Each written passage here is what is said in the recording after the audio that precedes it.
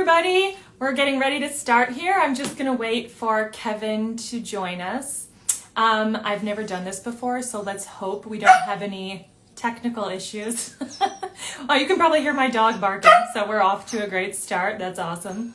Oh, yay, look, I see so many people signing on. I love it. Great. I'm sure Kevin will be here soon.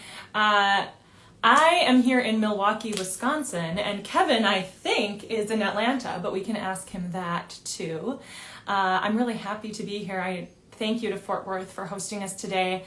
You may have seen the little mini concert I did, and I was so excited to have an opportunity to put something new together. We're not getting that opportunity so much these days. And also, all of you along the coast in Texas, I know you've got some rough weather heading your way, so I hope you hold on tight for that. I hope everything's going to be okay. It's a hot one here today. We're in the 90s, and humid, which I know is nothing for people in Texas. You have that all summer, but it is a toasty one here. So let's just wait for Kevin. I think he'll be here soon.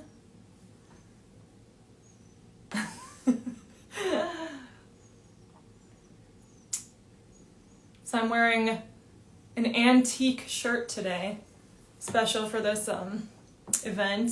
This shirt belonged to my dad, which I can't even fathom. I mean, it's not that big on me, and my dad is not my size. So let's not go there. I think he wore it in the 70s. It was a different time. But I thought it would be fun, considering we're going to try to keep things kind of lighthearted today. So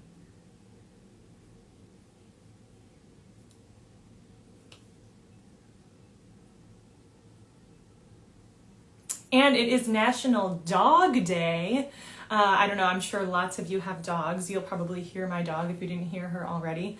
I already took her down to the beach to go for a swim. So that was a nice way to start off a hot summer morning. She is actually, last time I was in Texas, no, it's not true, maybe 2 times ago when I was singing in Texas, I helped rescue 2 dogs. My colleagues down in Dallas helped me rescue 2 dogs that I found on the street. I know you've got lots of strays down there. The weather, I think, just, ends up you end up with more stray dogs. But hopefully on National Dog Day, we can get some of those dogs adopted, right? All right, don't mind me while I mess around with this. I apologize already. I'm going to try to figure out how to let Kevin in here. Kevin, are you there? Do you know how to join? Oh, I see. Kevin Burdette. Knock, knock. How do I let you in? Let's see. There it is. Okay, I think we're going to have him in just a second. This is exciting. Oh! I've been just talking and talking. I'm like, you sound wonderful. I didn't even know if anyone could hear me. That was the thing. It's like, am I talking to the abyss? There's no way to know. Isn't that like life in a quarantine? Yeah, and I also wish I had told my sisters to deactivate our group text during this time, because it's just constant. And they're being shared. I'm reading everything. I'm kidding. They're not. Oh my gosh, can you see my, okay. How insane would that be? Anyway, I'm going to turn up my volume. Don't mind me for a second. I think. There. Are we all the way up? Okay, awesome. Kevin, that shirt is perfection. Can you believe my dad wore this? My dad is like at least your size, but like bigger a little. It's kind of awesome. It's this muscle shirt. It must have been very tight, and that not. Was your dad a musician? Hobby musician. Yeah. Nice. Yeah. So like all of us now. Yeah. Artists in residence, if you will. That's right. Yes. Yes. That's what we are. We're all artists in residence. That's right. Speaking of, where is your current residence? Are you in Atlanta? I am in Atlanta, Georgia. My family and I moved there from New York like maybe 4 years ago in 2016. I have, as you know, I have a little daughter, Isla, and we outgrew our 1-bedroom in New York and moved to Atlanta and are loving it. I'm from the South. I'm from Knoxville, Tennessee originally, so I'm from the South, and it was a pretty easy move for me. And interestingly, for Natalia, Natalia's a New Yorker. My wife's a New Yorker, but she loved the move too. So we're content in our little bungalow in Atlanta, Georgia. I love that. So Yeah. I visited your website, which I had never been to, I and wouldn't do that. just say I love it. I highly recommend visiting Kevin's website, kevinburdette.com. Am I right? You are right. So I know you're no stranger to the state of Texas. You've performed there many times. Love it. Yeah, we love Texas. I'm just going to read a little bit of your bio so people can see how amazing you are. Oh boy. American-based, Kevin Burdette has impressed audiences on both sides of the Atlantic with his mellifluous voice and strongly dramatic characterizations. I can attest, it's true. The San Francisco Chronicle calls his Leporello and Don Giovanni a tour de force of vocal splendor and comic timing, and the New York Times dubbed him the Robin Williams of opera. He was featured as Stefano, did I say that right? Stefano? In Addis's The Tempest with the Metropolitan Opera, the DVD of which on Deutsche Grammophon was awarded the Grammy Award for Best Opera Recording and a French Diapason d'Or. Mais oui, bien sûr. I believe means the golden tuning fork and is probably the most prestigious fork-related award that one can receive. Literally, right? Yes, exactly. It comes in right above 3 Forks on Yelp, which is a pretty good review. Yeah. Oh, we should. Do they do Yelp reviews of opera? Like that would be kind of they should. Like terrible, but yes, that would be perfect. Oh my goodness. You know, I think they kind of do of companies, but they should literally do of different productions. That'd be awesome. Or Nathan Reviews. You ever see that TV show? Is it Nathan Reviews? And he just reviews. No, he wasn't Nathan Reviews. Anyway, yeah, that would be awesome. Better than regular reviews. Yeah, I'm quite possibly. At least more entertaining. So, well, I say, as far as I'm concerned, I'm more interested in what their random Yelper, i.e., a regular audience member, thinks about the performance than I am necessarily someone who comes and has seen a lot of opera and reviews it. My audience is the audience of who's the first time of the opera and someone who wants to hear stories told, not someone who's like, well, he doesn't sound as good as Sam Raimi did. You know what I mean? Like our stories are they're great stories. Telling stories with music, that it's an important thing for our communities and for our society, and you hope that it resonates with the regular people in the audience. For me, more than with the Washington Post reviewer or whomever. No, 100%. And, you said something, so Kevin and I were just texting a little bit back and forth, kind of setting this up and figuring out what was going to happen today.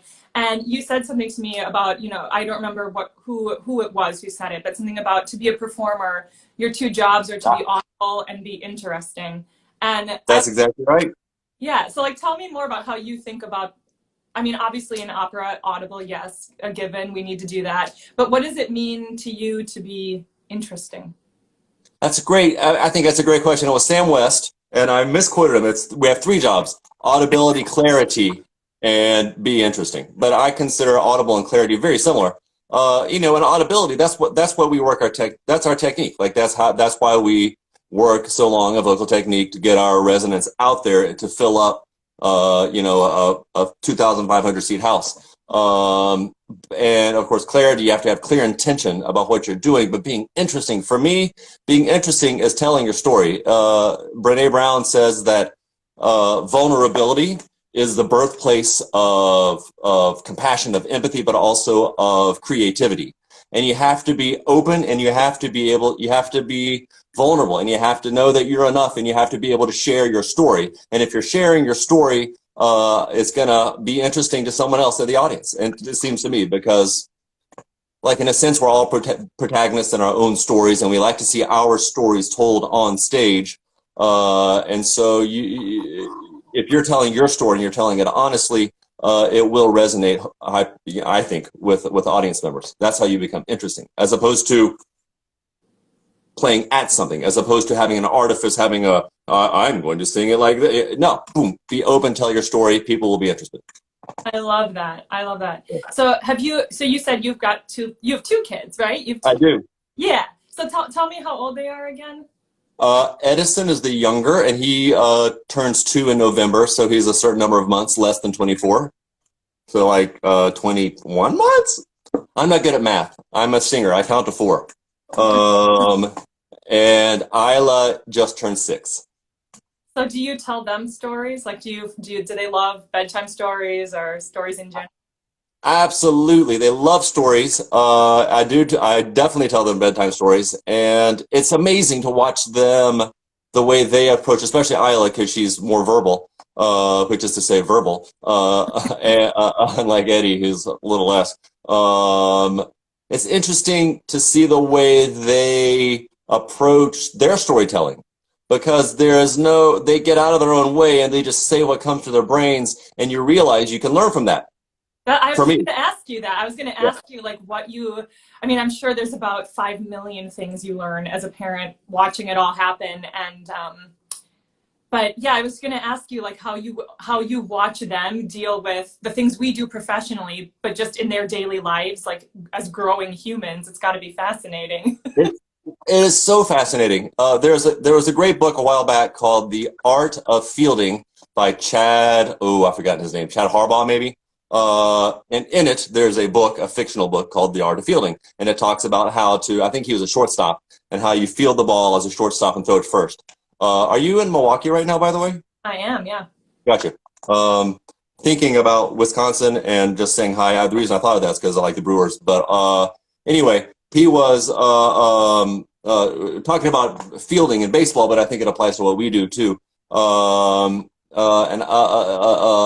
got to remember it. Hold on. He says there are 3 steps to becoming good at something, basically. The first is thoughtless being. The second is thought. And the third is return to thoughtless being. And you should not confuse the second thoughtless being with the first one. Everyone has the first thoughtless being, and very few get the return to thoughtless being.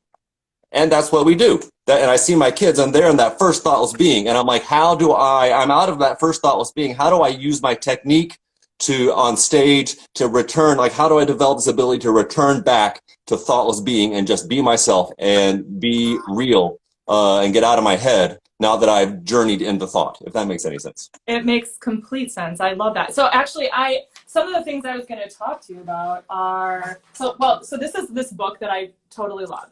It's called Improv Wisdom, if anyone wants to pick it up. It's super digestible, and even, like, I think when a lot of people think of, like, improv or storytelling, they think of something they don't want to be forced to do. Like, yeah, totally. You know what I mean? It's like, yes. You've all been in those, like, theater classes where you're like, I don't want to pretend to be a cat being born, or I don't want to, but on the other opposite side, I think people think of a show like Whose Line Is It Anyway? And they think, oh, improv has to be funny. Exactly. Right, exactly. And I was just kind of thinking about all the things, and like you were just talking about this that I love that thoughtless being, return to thoughtless being, and how when we tell stories and when we improv with colleagues on stage, there's so much of, like, we've acquired all these skills, but then we have to be so open and let go of all of it, to let everything kind of pass through us. And so, yeah, I was just going to kind of talk to you about, like in improv, there's always, like, you have to say yes, right? Like, that's like the big, right? And kind of thinking about how do you think about how that kind of concept of improv could apply to the challenges like the non-performer is facing in all these, like, the upheaval of life that, like, I was thinking how, like, you go to an improv event and they ask the audience, they're like, give us a place, give us a color, or what, and people try to be super funny, and they're, they come up with wild stuff. And I was thinking, it's like we all called out to the universe, give us something, give us and the universe was like, COVID, and like, and then we're all on stage looking at each other like, yes, and exactly. How do you see the yes and for us off stage right now? Like how do you think we can? I don't know. I thought there was something. No, I love that question. And I'm gonna you tell me to stop at some point because I'll talk too much and I tell too many stories. No. But I think we're storytellers, right? I think it may have become hackneyed by now, but I fully embrace the thought that we're storytellers. I know your story. I mean, my goodness, I have something to say, but it may not apply right now. Maybe I'll wait on that one. Just about what the way you work on stage, and it sort of applies to what we're saying. But I'm going to tell a different story real fast. Well, no, but so to improvise, you have to try. Well, okay, so you have to be in a place where you are secure in what you are doing. You have to be secure in yourself, but also open and trust the people around you. And you have to be listening. You have to listen. And I think that is certainly something right now that everyone, not just right now, anytime. We are not a very good listening people right now, I don't think. And I think we need to listen more and maybe talk less, he says, while talking your face off. And I think that's I think that's an important thing. And one of my favorite stories about you is when we were doing Cold Mountain, your Grammy nominated Cold Mountain.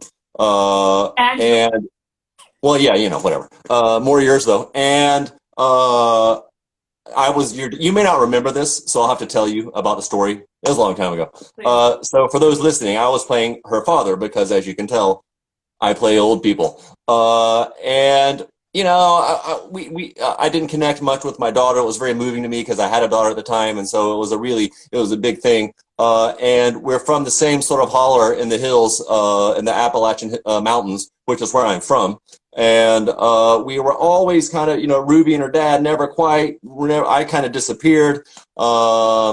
But what was interesting, so you always wonder what our connection was. And I had this little thing a little line I sang, if I knew why, I'd tell you, but there's some things you just can't know, or something like that. But also, all I can do is sing for you. And what I would say, because it feels like I'm from the hills, East Tennessee, and I feel like I would say, or people I know, my family would say, all I can do is sing for you. So I started doing that in the middle of rehearsals. And then at one point I'm lying almost dead on the, and Ruby, you, Emily, come to me and you sing me that song back, but you sing it in your own way. You sing a similar tune, but one that has a little more blues in it, a little more blue note in it, a little more not just stuck in the hollers, a little more near the end of the Civil War, being other influences coming in. So it's really good music. But when you sang that music, heartbreaking, I'm getting chills thinking about it. In the middle of it, you're singing to me and you think I'm dead. And you sing, and all's I can do. You gave me that all's right back to me. And you realize, oh my gosh, this is their family. He's family. And just you're putting that all's in, it means you were listening to me. I don't even think I sang that near you in rehearsal, but you heard me at some point. And you said, aha, my dad is saying all's, so I bet I should say all's too. And it's such a strong, like little moments like that. It's those little moments of crackle that makes storytelling with music so powerful. But it requires people who are open and listening and willing to, like I like to say, run to the edge of the stage and dangle. There used to be a professor at Yale, the Yale School of Drama, who would tell his first years, by the end of these 4 years, what I want you to be able to do is run to the edge of the stage and pop at the edge of the stage and just dangle on the edge of it. And when you're there dangling, that's where the magic is. Now, sometimes you fall, and sometimes you don't quite go far enough, but when you're right there, that's where it's amazing. And that's where I think Callas lived and George London lived. And that's where you live. Like you're going and you're always pushing and you're always trying to find the story to tell. That was not an answer to your question at all. But thank you. I mean, that means... all of the above? It was. But I have another story. Can I tell you another story? Yes. Good.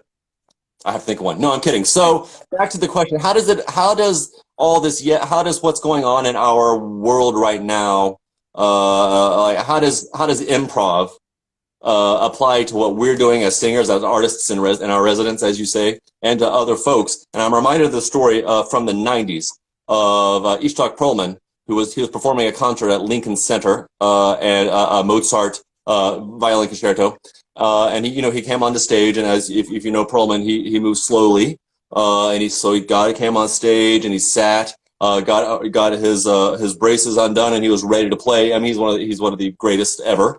Gets ready to play, and after maybe a couple bars, one of his strings broke. And you're like, oh, what's going to happen now? And the orchestra stopped, the conductor stopped the orchestra, and you think, what's going to happen? Is he going to have to go back off stage and get a new string? What's going to happen? And instead, he put his head down for a second, looked up, went to the conductor and said, please continue. So they started over, and then he picked up right where he left off, and he continued to play the entire concerto on 3 strings.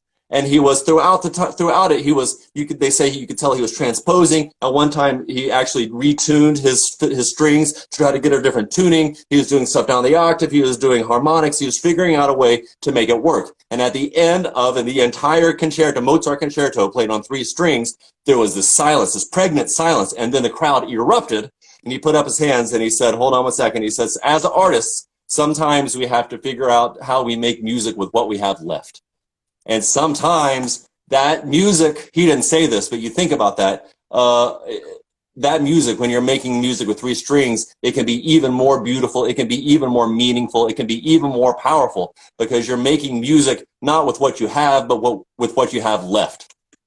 That is so beautiful. And I think, yeah, I think that answers the question perfectly. Is I think sometimes we look at we look at what's lost.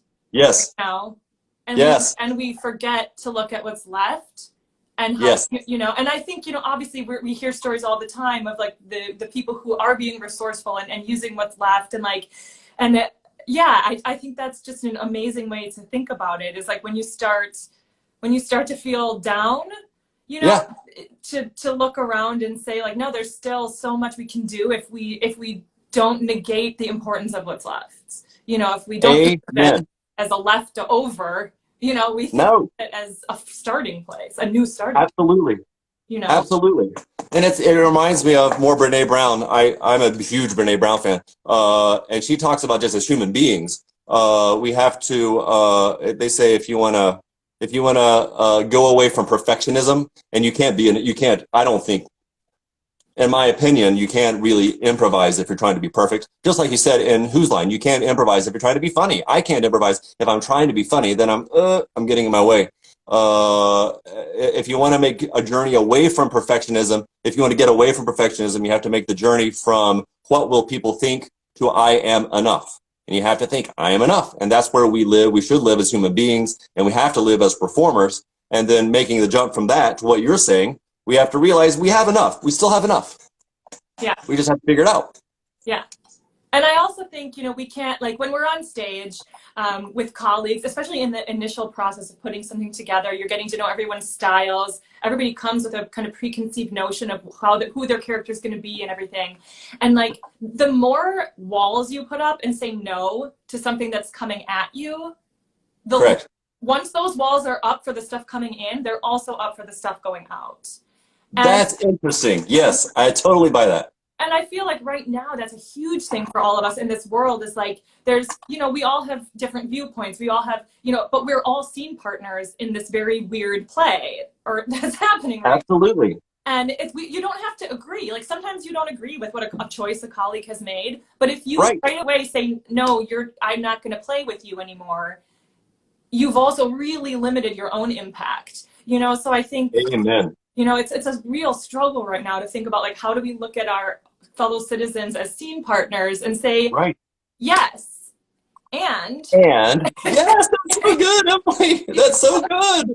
But I think it can take a burden off for people too, in a way where it's like, you know, it's not easy working together. It never is, right? No. Under the best circumstances, you know, there's still hiccups of putting. Absolutely. You know, whether you're on stage or in a business scenario or whatever. So I think, I don't know, that's kind of my wish for everyone right now, is that like, know that whatever story you're trying to tell, you know, the more you can keep the walls open to just let other people's ideas and actions come into play, the more actually you'll be able to find, you know, in yourself. It's genius. I love that. And if you look at all the interactions we have, which now are mostly online, and they seem so zero sum. Like everything is either black or white. And everything does feel like it starts with no, but what about this? No, but you don't think about, no.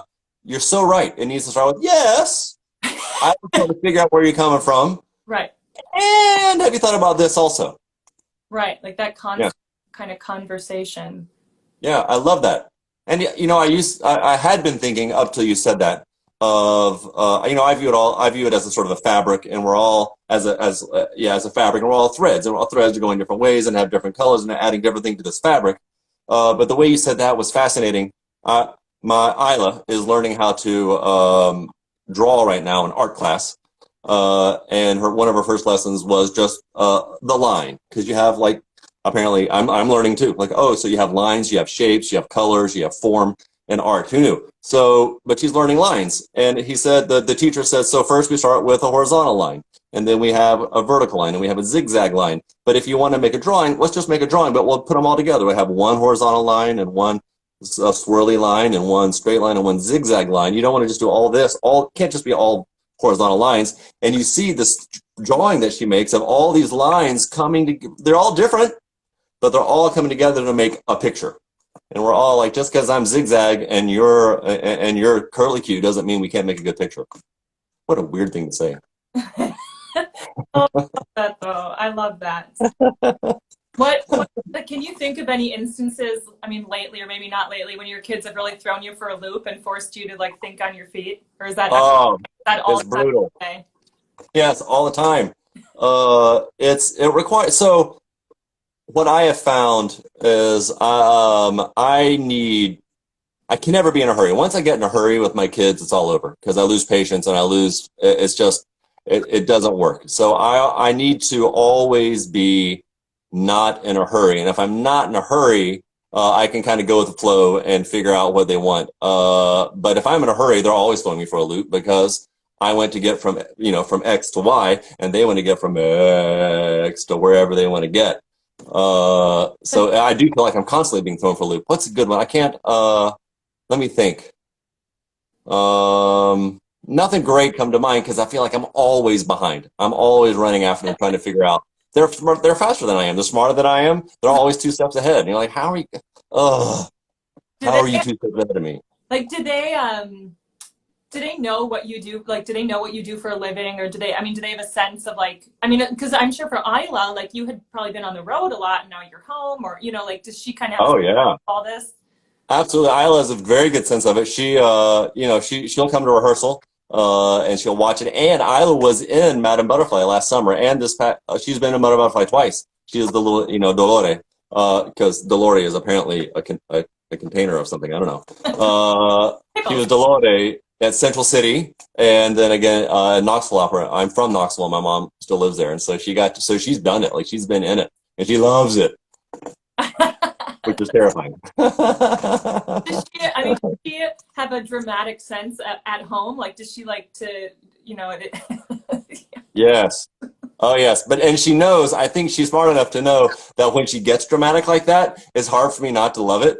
Like, and so if she's just being, I don't like it. He's like, it cracks me up. And it's super hard to stay annoyed with her if she's being dramatic. And, she'll say something there, she'll quote Hamilton, or she'll start singing something in Beauty and the Beast, and it's like, oh, well, or start acting, say something in a British accent, because that's what they did, because she likes Jonathan Groff. And all of a sudden I'm like, oh, come on, I can't stay mad at you. That's great. She is both audible and interesting, it sounds like. Yes, she is. She is. We're still working on the clarity. She can get muddied sometimes. Kind of a struggle for all of us sometimes, I think. Absolutely. It's so true. And that's actually, that's interesting. Isn't that right? There was some other quote that I read at some point that said, I forget who said it, some famous actor. And she said, if you are standing still on stage, or maybe if you're quiet on stage, you're letting the audience know that what I'm doing now is more important than what I could be doing. And it's very hard, I think, in improv, it's hard to stand on stage. It's hard to stand still, hard to just not do anything. But sometimes you have to you gotta be clear, and you've gotta be still. And when you're standing still, especially if you're standing still in a very sort of Suzuki with a loaded sort of energy way, you're letting the audience know. Oh, speaking of Hamilton, the way Leslie Odom Jr. was as Aaron Burr, when he stood there, whoa, you could not look at him. You realize his standing there, he's telling us what he's doing there, standing still silently, is more important than what he could be doing. That's awesome. I love thinking. Yeah. That gives me something to think about for sure, too. So do you work with, correct me if I'm wrong, you work with the young artists at Atlanta Opera? I do. That's where all these quotes come from because I'm like, if I'm going to do this, I'm going to do it. So I dove in and did a whole bunch of research, and I've gotten so much. Oh my goodness. It's like, I want to go back and do so many operas that I did and say, I want to imbue it with this stuff now. Right? Isn't that Yeah. like, isn't that funny? It's like you look back on some of the first time you played a character and you're like, oh. Oh, that was a bad choice. Yeah. They say, Emily, I've never seen you make a bad choice if it helps you, if it helps. I really haven't. But they say, oh my goodness, your Carabino in Santa Fe in 2013, it was unreal. It was unreal. It was so good. Man, that summer, that was a mezzo summer. Susie Graham was there and Gerolstein, and Joyce DiDonato was there, and the Rossini, Don Delago, and there you were as that Carabino, and you're like, look at me. It was so good. It was just unreal. It was a masterclass on how to be a mezzo that summer. Well, I had the one and only Suzanne Menser in the cast with me. And Suzanne Menser she was the Marcellina. Yes, of course. that was invaluable. And I think sometimes, like, obviously we always need an influx of youth in any industry, right? Like, it's essential. Yeah. But I think, in our industry, when you can combine the energy of youth with the experience, and when everybody can be open, because it's hard. Like, there's pressure in both directions when you're the newbie and the not that I'm somewhere in the middle, but I think that's kind of magic when you can put all that together. Absolutely. Oh my goodness. You're 100% correct. I had the good fortune of doing a show a couple of years earlier at Santa Fe with Tom Hammonds. And Tom's one of the great buffos of his generation, worked with Tayo. And I'm not saying Tom's old, but he's been around, he's experienced.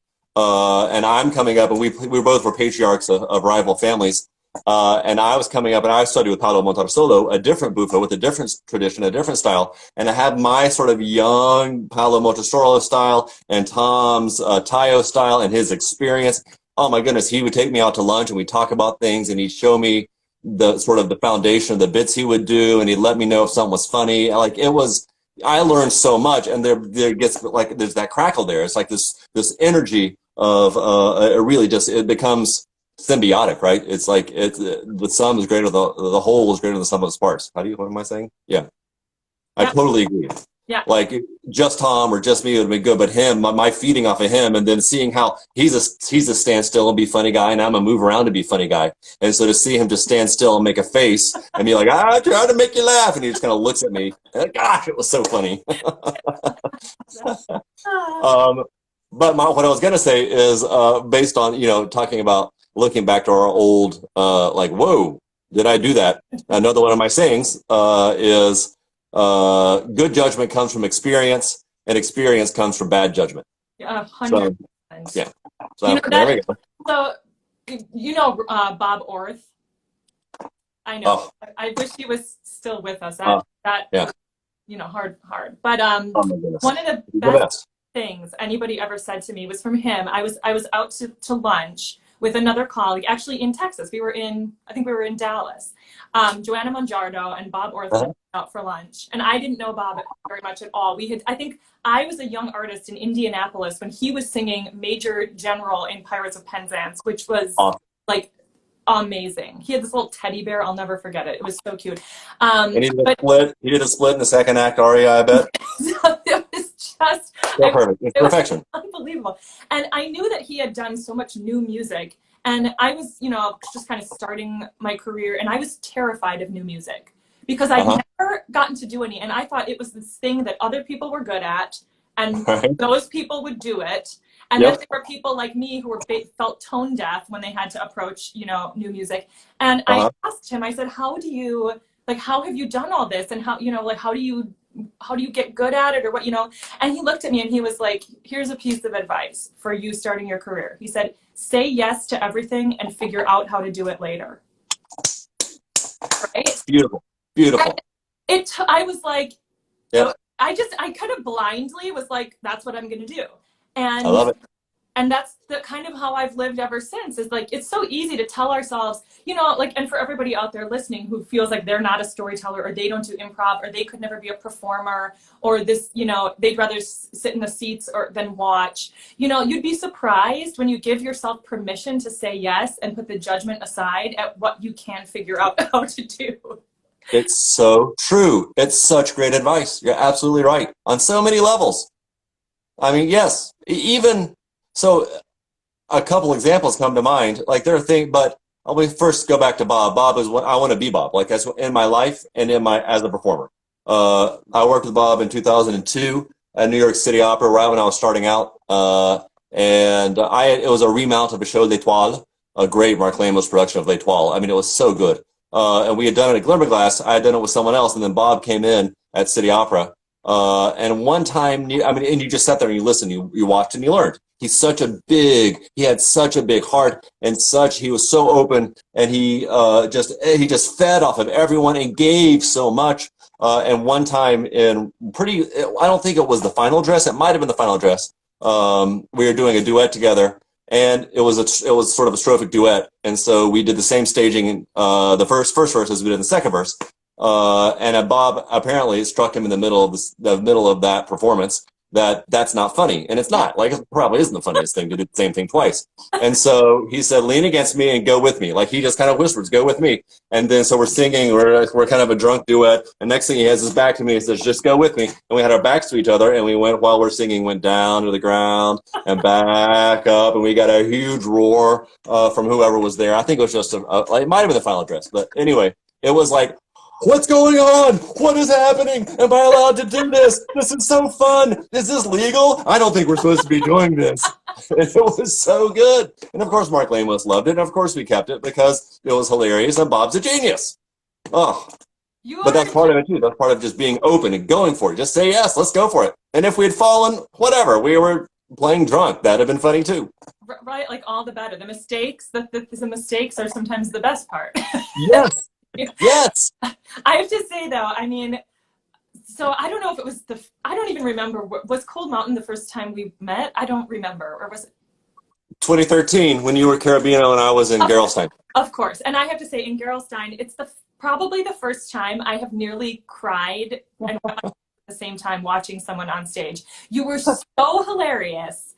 And I can't even, I mean, it was like the physical part of it, but also the fact that like you're a polished, excellent performer on top of it. So you have all the tools that like, you know, experiment and silliness and amazingness. And just to follow that up with one more story, because now I remember, of course, that's when we met. I remember we were with Anya Matanovich and yes, and Polly. There's the four of us, and we decided to play celebrity. We were at someone's house. I think it was Paul. Probably Paul's. Yeah. And I just remember, I think Anya was your partner and was trying to guess what you were doing. And you had got the person you were playing or trying to act out was Wicked Witch of the West. I just have this memory of you going on, it seemed like a 10-minute Shayna because she was not guessing it. And everything you did got better and better. And Paul and I mean, like, I feel like I was like crippled, like, you know, doubled over, like clutching, crying, laughing. Like, and I just remember it being like, I wish I could have like, you know, like filmed that moment and shown like acting classes and students like, you know, these are the lengths. You must go to it. Right. Yeah. This is what we have to do. You know? Oh yeah, that was fun. I remember that. That was a gas. But it also comes from a place of being comfortable and being you're surrounded by friends. You can be open. You're not the walls. You can't have the walls up and do a 10-minute Shayna of the Wicked Witch of the West.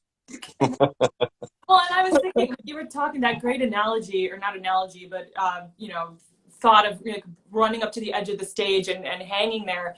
You know, I sometimes get this sense that I'm jumping out of an airplane and I've got a parachute, but I'm going to wait to the last possible second to pull it. Oh, that's awesome. You know, that's awesome. It's kind of the same feeling where you're like, how long can I wait before I go? Right. Like, that's awesome. Absolutely right. You know, that's perfect. Yep. That's exactly right. I don't know if you ever met Stephen Eldridge. He was one of the great coach accompanists at the Met for many, many years. And I worked in a Leporello with him once, and that was the one that was the tour de force of comic splendor and vocal timing. No, well, something like that. And he said for Maestosa, you know, the big in the middle of Leporello's aria, he has this Maestosa, and he said, Stephen said, in that point, it might have been Scott Burgess that said it. I can't remember which one said it. They said, at that moment, you're going to hold that note. If it feels right, you're going to hold that note for as long as you can, and then 2 extra seconds. I was like, what? He said, yeah, just hold it for as long as you can, and then a little longer. Because that's it. You're like, I'm falling, and then a little longer, and then finally you have the parachute. I love that image. I feel like time, speaking of time though, that's like something as a performer that takes years to actually like understand in its reality. Because you feel like you're doing something at turtle speed, and then you watch a video of it and you're like, how come I only held that note for half a second? You know, like it's true. It's hard to get a good grasp on time, I think. I agree with that. And I wonder, that's a great point. Like I have this theory I stole from someone else, because as you can tell, I'm a thief. And I only regurgitate other people's ideas. I think it was Ted Altshuler, who was an acting teacher at Juilliard, and he talked about how opera was a combination of horizontal development and vertical development. And the horizontal development is, you know, just telling, I went, you know, the recit in a Mozart opera. You know, io leggo ogni parte per sempre abbandonare questo bel matto, all horizontal. But then you have the vertical development, and the vertical development is Porge Amor, and it's Dove Sono, and you have these moments where time stops. And instead of going that way, you're going this way, and you're plunging into who am I, and why am I in this space, and how is it going to change me? And a lot of times, and that's what the aria is, and that's where opera is at its most powerful, its most potent, because it's where we are exposing ourselves and really diving deep. And it makes me think what you just said is, when you're going along horizontally, it's horizontal time. But when you're stopped in an aria and you're holding that note, it's no longer horizontal time, it's vertical time. And maybe that's a different feeling. And so we feel like we're holding along, but we're feeling like it this way. When instead we need to feel, are we holding that note long enough as we search for who we are? I love that. And I love that for now. Like what we were talking about, like, you know, improv and, you know, thinking of the world we're in now and things being different. We are in vertical time right now. Yes. Right? I love that. Yes. That I yes. about that so much now in my singing and in life, of like how when you're given the chance to go deeper, right? How do you fill that time? That's right. And it's tough. Like for us, I mean, I don't want to speak for you, but for me, like, because we're in this vertical time and we're really having to dive deep and figure out who we are, and I feel like many of our colleagues are in a bit of an identity crisis. Like, who am I? If I'm not on stage, who am I? Right. And you have to think, and you have to keep diving this vertical time and realize maybe I don't know. I don't know what the answer is. But for me, it's partly, yes, I am that, but what else am I? And how else can I lean into what I have? And I don't know. I think it's a really great point, though, Emily. Have you felt, I mean, I know there's been lots of discussions. People talk about like, oh, I've felt pressure to be creative. And some people have embraced that and been like, okay, here we go. I'm going to do all this stuff. And other people have said, I'm going to take a step back. Like, I don't know. Where do you kind of feel like you fit in that? I think I fit more in the latter. I'm less inclined to be putting out content. I call it bite-sized content, BYTE, bite-sized content. And I don't think opera is a bite-sized medium. I think it's a grand, huge medium, and not in a bad way. I don't mean that in a pejorative. But you feast on opera. You don't snack on opera. So I haven't watched. The thing is, what it has reinforced for me is the sense of community. Because at the end of the day, what I have enjoyed, the things I've enjoyed most are when my friends are doing things. So when Emily Fons calls and says, "Hey, you want to do an Instagram live?" Absolutely. And I want to hear, I want to see your smile. I want to hear your voice. I want to hear your ideas. Like that's something I want to do. And also when, the Met Gala online, when you see Joyce DiDonato singing, my friend Joyce singing Lascia Ch'io Pianga for the violist who passed away with the viola section playing. Like, to me, that was extremely powerful. It's opera at its best. And you see my friends in the chorus singing Va Pensiero, or you see, it's just when I don't know, when it's the sense of community, and when I can connect and feel a connection with the people whom I miss, I think it's very helpful. It's a balm. I don't know that it's a substitute for live performance, but so I've enjoyed taking a step back from performing while also reveling in when my friends, the people when my community does something and I feel buoyed by it, if that makes any sense. Yeah, it makes complete sense. I feel the same way for sure. Where were you? Where's the last gig that you had before things started getting canceled? I was just down the road out from Fort Worth. I was in Austin. I was doing a semi-stage version of Joby Talbot and Gene Shear, Gold Mountain, their Everest, which is it's such a good opera. It premiered also literally spitting distance for Fort Worth. It premiered in Dallas. And I play the role of Beck Weathers, who is a doctor and a physician in Dallas, in Texas. Anyway, it's an incredible piece. It's so good. And so I was there with Andrew Bidlack and Craig Berm and Heather Johnson and Joey, and it was really yeah, I know, it was so good. It was so much fun. I love that. I just love that piece so much. And it's a lot about, Joby's incredible. The music is unreal. He wrote one thing in I guess 7/4, and can I be honest with you? Don't tell anyone. I don't love singing in 7, because it's just like, oh man, I just want to be in 8 right now, or in 6. But no, it's in 7. How am I supposed to do this and feel comfortable? Like, I can do it intellectually, right? But how can I overcome the intellect? Like, how can I get out of the brain and just exist in 7? And you learn, like Bob said, you say yes and you do it and you figure it out. And you when you do enough Tom Addis, you figure out you just dive in and assume it's going to come second nature. So, but in this 7/4 aria that Joby wrote, it just goes, it's bum bum bum bum bum bum bum bum bum bum bum bum bum bum bum bum bum bum, and you just feel dun dun dun dun dun dun dun dun dun dun, and that 7th beat, it just is this yearning. You just feel it, and you have this pull. It's not in 6. And it's not in 8, it's just this, it's 6, and it pulls you to the next one, and you can just feel Beck Weathers trying to step up the next step. Bum, bum, bum, bum, bum, bum, bum, bum, bum, bum, bum, bum, bum, bum, bum, bum. And you just feel the story being told in that step, that 7th beat. Anyway, Joby's music is incredible, but also incredible are Gene's words. And as you know from Cold Mountain, at the end of the day, if you just say Gene's words, you tell the story. For me, as far as I'm concerned. Yeah. Oh, well, this is going to be easy because it's Gene's words, and so you just say, "Oh, okay, yeah, bless you, Ruby. The world goes round." Well, I know how to sing that. I sing it like Gene just put it in my mouth. Bless you, Ruby. The world goes round. It's very easy to tell that story. Yeah. So did you actually got your performances in and everything? I got the performances in. I was in Utah not long after that, to do the Barber that we're not going to do together, but we would have done together. The Michael Shell Barber. I was in Utah doing the Michael Shell Barber, and then everything kind of went sideways. Utah was very nice. Utah Opera was very good to its singers, and I can't overstate my gratitude to Utah Opera and to all the companies that looked out for their singers and recognized that the singers are an important part of the community. For sure. Yeah.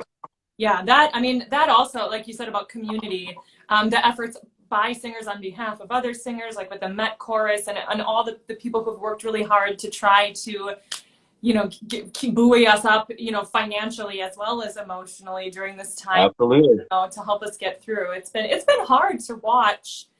Yes. People's lives, and it's just, yes. It's been hard. Yes. It's hard on us individually to have to make choices and reevaluate and replan and step back. And so I think, I'm thankful for the silver lining of being near my family, that I live here now. Absolutely. Else. I'm sure you feel the same way, the silver lining, totally. More time than you probably have had in forever, but Oh, yeah. And not to be morbid, but at the end of when it's all said and done, and 40, let's say 50 years from now, when I'm, not when I only have a few marbles rolling around, I will remember this 6 months or this 9 months, for my heavens, please don't make it too much longer. Really, that's a special time for me to be with my family and to be able to, it'll be more memorable than that other gig I did. Not saying that whatever gigs got canceled would not have been memorable. That would have been delightful, and I wish I could have done it. But you go from gig to gig to gig, and then you have this break where you're like, okay, who am I? And I'll look back on it, I bet, with a certain amount of appreciation. Yeah. And I think too, like in a weird kind of, again, like coming back to community, that while this like kind of macro event is happening in the world, in a way, things have, like we've been forced to look so much closer to home, because for a while that's all we had was what was close to home and what Absolutely. we do in very small ways. Like you said, opera is grand. It's not a snack, So, but we, Right. like in a way, we've had to look as close to ourselves as possible to find ways to satisfy our, what we want to do as creative people. Absolutely.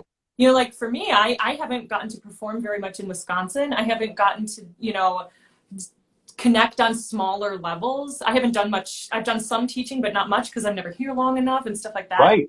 And so I think, now that so much is through technology, and I can be in Fort Worth now, and then I can, be in San Diego in 30 minutes, and, whatever. Right. Like in a way, Yeah. your relationships with individual people, or, like that can actually blossom, even Absolutely. though reach an audience of 2,500, but. Absolutely right. I think that's absolutely right. Yeah. What were you doing when were you doing it? What's the last gig you did? I literally just finished a production of Hansel and Gretel at Canadian Opera Company. Oh, cool. That's awesome. It was like end of February. I was supposed to leave for Tokyo. Really? Yeah, and that was like, and honestly, I remember thinking, I was so surprised that they canceled in Tokyo. I thought, wow, really? Like, they're really negative. I don't think this is going to get so bad. Like, we just didn't know. And I was already super upset about losing that gig. And it started off as this personal thing, and then obviously grew so much bigger than that, and then, the dominoes just started to fall. And in a way, though, kind of like with like all the improv and storytelling we've been talking about, the more I can let the disappointments just pass through, the more successful I am at staying creative and staying, positive in my existence, I guess. Absolutely. These days. Absolutely. Yeah. And I totally agree with that.